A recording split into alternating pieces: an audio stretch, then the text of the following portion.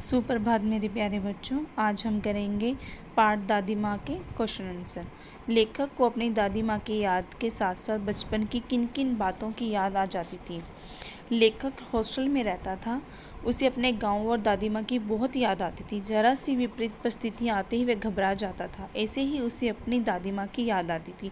बुखार आने पर दादी माँ बहुत अच्छी तरह से देखभाल करती थी। उसके पास किसी भी बाहरी आदमी को नहीं आने देती थी।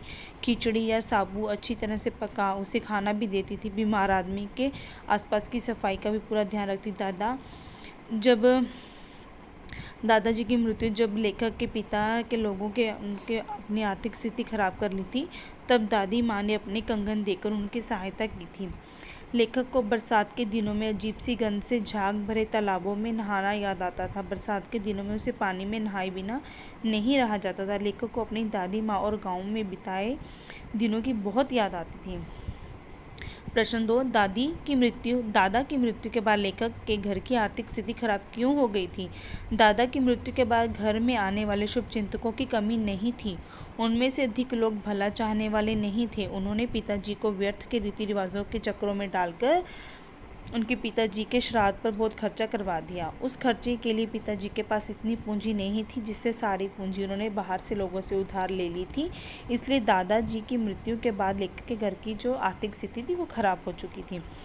प्रश्न 3, दादी माँ के स्वभाव का कौन सा पक्ष आपको सबसे अच्छा लगता है और क्यों। उत्तर, दादी माँ के स्वभाव में अनेक पक्ष थे जो हमें अच्छे लगते थे, जैसे दादी माँ का सेवा, संरक्षणी, परोपकारी व सरस स्वभाव आदि का पक्ष हमें सबसे अच्छा लगता था, क्योंकि इन्हीं के कारण वे दूसरों का मन जीतने में सदैव सफल रहीं।